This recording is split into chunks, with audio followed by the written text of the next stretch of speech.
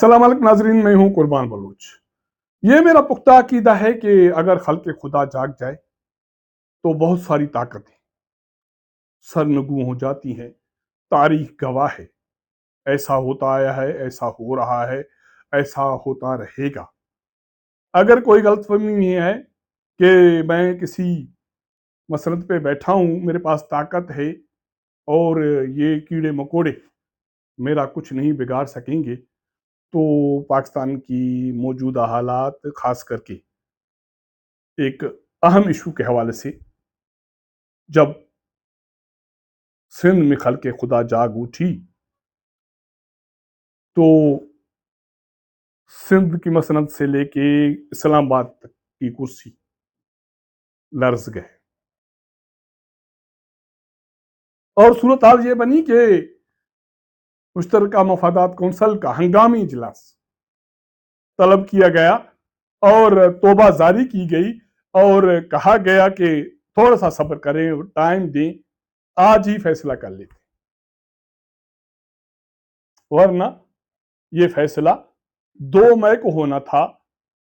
लेकिन जब खल्क़ खुदा ने कहा कि हम आपकी लारों में नहीं आने वाले, हम आपकी बातों पर अब यकीन करने वाले नहीं हैं, अब हमें करके दिखाएं तो ही मानेंगे, तो ही उठेंगे इन सड़कों से।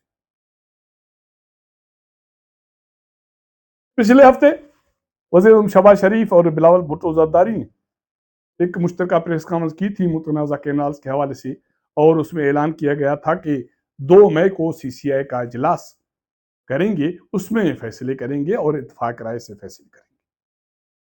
ये पैगाम, ये जो सनीहा था, वो सिंध के लोगों ने तस्लीम नहीं किया। सिंध के लोग एहतजाज जारी रहे और सड़कें बंद रहीं और शहर, कस्बे, गलियां नारों से गूंजती रहीं।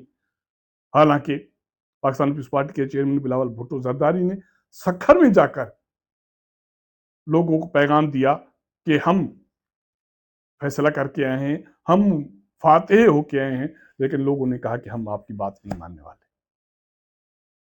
ये वही लोग हैं जो सदियों से जमहूरियत के लिए, शोधा के लिए, शहीदों की जमात के लिए वोट देते आए हैं, लेकिन अब कहते हैं कि आप पर भरोसा नहीं है। जब तक आप प्रैक्टिकली कोई कदम नहीं उठाते, हम प्रैक्टिकली वो चीज देखते नहीं है। एक रोज पहले सिंध हुकूमत ने सूबे के अंदर मुतनाज़ा कैनाल्स के खिलाफ एहतियात करने वालों को डराने धमकाने की कोशिश की, एक टेस्ट केस किया, लेकिन जब उन्हें ये अंदाजा हुआ कि ये तो लावा है, हमने छेड़ा तो फट जाएगा, सारे भस्म हो जाएंगे, सिंध पुलिस पीछे हट गई। लोग एहतजाज में मजीद बढ़ चढ़कर शरीक हुए और सड़कें, शाराएं, गली कूचे सिंध के बंद हैं। पूरी रात सिंध हुकूमत और वफाकी हुकूमत के दरमियान मिन्नत समाजत का सिलसिला जारी रहा। अब इतलात ये हैं कि CCI का हंगामी इजलास आज ही हो रहा है, जो 2 मई को होना था। हालांकि इस वक्त, जिस वक्त ये मैं प्रोग्राम कर रहा हूँ, दोपहर के 12 बजे, उस वक्त तक कोई नोटिफिकेशन जारी नहीं हुआ, लेकिन जराए कहते हैं कि हाँ, इजलास हो रहा है, इजलास मुमकिन है। इसका मतलब है कि शाम को ये इजलास होगा जिसमें मुतनाज़ा कैनाल्स के हवाले से फैसले होंगे। क्या मुतवक्का है इस इजलास में? 2-3 नुकात हैं। मैं समझता हूं कि अगर वो 3 नुकात इसी इजलास में CCI के जो आईनी फोरम है हल किए जाएं तो कौम के लिए बड़ी खुशखबरी होगी, खास करके सिंध और पंजाब के अवाम के दरमियान जो गलत फहमियाँ हैं उनके खात्मे के लिए, और कौम को शीर व शक्कर करने के लिए बहुत बड़ा इनाम होगा वफाकी हुकूमत का और बाकी स्टेक होल्डर्स का। एक नुकता तो यह है कि 6 कैनाल्स, उसमें एक कैनाल CRBC KPK का है, एक अच्छी कैनाल बलूचिस्तान का है, 2 कैनाल्स सिंध के और 2 पंजाब, KPK के, CRBC और बलूचिस्तान के। कच्छी कैनाल के हवाले से तो मेरी जाती राय है کہ وہ نا کنٹروورشل ہیں. ان کا تعمیر ان دونوں صوبوں کے مفاد میں اس لیے ہے کہ ابھی بھی اکارڈ میں ان دونوں صوبوں کا جو پانی ہے شیئر، وہ پانی کا نظام نہ ہونے کی وجہ سے دونوں صوبے استعمال نہیں کر پاتے. تو یہ ان کا رائٹ ہے کہ یہ دو کینال بنے اور دونوں صوبوں کو اپنے شیئر کا پانی ملے. باقی 4 کینال بچتے ہیں، اس میں 2 سندھ میں، رینی اور تھر. میرے خیال میں یہ پاسبل ہے، یہ ممکن ہے کہ سندھ ان دونوں کینالوں سے وصلہ ہو. میرے خیال میں سندھ میں جو موجودہ آبپاشی کا نظام ہے، زراعت کا نظام ہے، اس کو مزید ماڈرن بنانے کی ضرورت ہے. پانی کی فراہمی کے نظام کو بہتر بنانے کی ضرورت ہے. وہاں پانی چوری اور بد انتظامی کو ختم کرنے کی ضرورت ہے، بجائے کہ نئی نہریں بنائی جائیں. اسی طرح میں سمجھتا ہوں کہ پنجاب میں 2 نہریں، ایک ایکسٹینشن ہے، ایک نیا منصوبہ ہے. نیا منصوبہ چولستان والا ہے، پنجاب حکومت اس سے اطلاع کرے، اور جو ایکسٹینشن ہے گریٹر تھل کینال کا فیز 2 اس سے اطلاع کرے. تو یہ ایشو، یہ تنازع خیر خوبی سے حل ہو سکتا ہے. سی سی آئی میں دہائیوں سے 2 اور ایشو پینڈنگ ہیں. میرے خیال میں اسی اجلاس میں اگر وہ بھی حل ہو جائیں تو قوم کے لیے ایک بڑی خوشخبری ہوگی. ایک ایشو پانی تقسیم کے حوالے سے ہے. 2003 میں مشرف دور حکومت میں سی سی آئی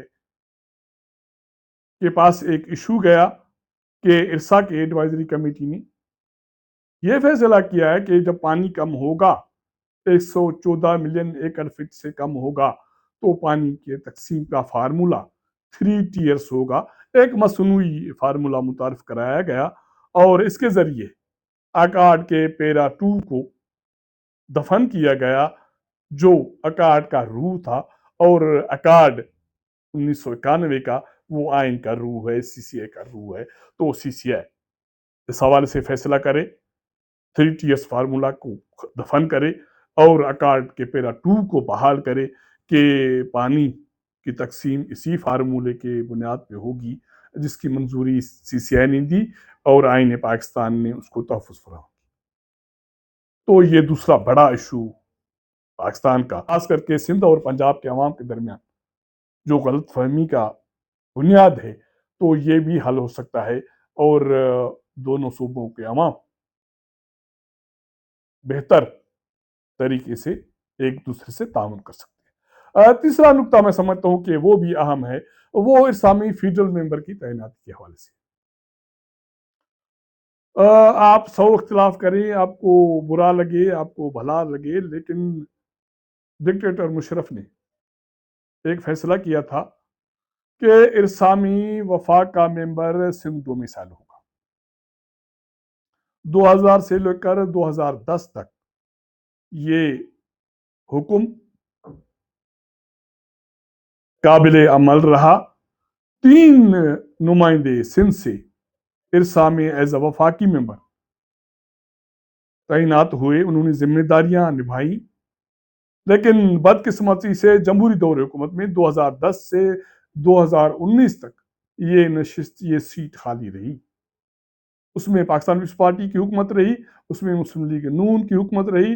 آخرکار پی ٹی آئی کے دور حکومت میں فیصل واڈا نے، اب اس پہ کیا بات کریں، فیصل واڈا کی، تو جب وہ واٹر کے منسٹر تھے تو انہوں نے اسجد امتیاز ملی کو، جو پنجاب کا ڈومیسائل رکھنے والا تھا، ارسا میں وفاق کا ممبر تعینات کیا. لیکن وہ مشروط تھا کہ یہ ایشو عدالت میں پینڈنگ ہے، جب فیصلہ آئے گا تو اس کی بنیاد پر فیصلہ آگے ہوگا. لیکن 2022 میں جمہوریت کی دعویدار سیاسی جماعتوں نے، پی ڈی ایم کی جب حکومت بنی تو اسی دور حکومت میں پاکستان پیپلز پارٹی کے ایک وزیر نے اسجد امتیاز ملی کی جو ملازمت تھی، ممبرشپ تھی، اس میں 3 سال کے لیے مزید توسیع کر دی. اب اس کا جو ٹینور ہے अक्टूबर में मुकम्मल हो रहा है। मेरे ख्याल में सीसीआई के इस इजलास में अगर इस इशू को भी हल किया जाए तो कौम के लिए, सूबों के लिए और वफाक की इकाइयों के लिए विन विन सिचुएशन है। ये दो तीन नुकात थे जो मैं समझता हूं कि अगर सीसीआई के आज के इजलास में हल हो जाए तो इस मुल्क के बहुत सारे मसाइल या जो सूबों के दरमियान, अवाम के दरमियान चपकलश चल रही है, वो हल हो जाए और उसके साथ साथ हुक्मरान इक़्तिदार पे बैठे हुए अशराफिया, ब्यूरोक्रेट्स और बाकी ताकत ये ज़हन खोल कर समझ लें।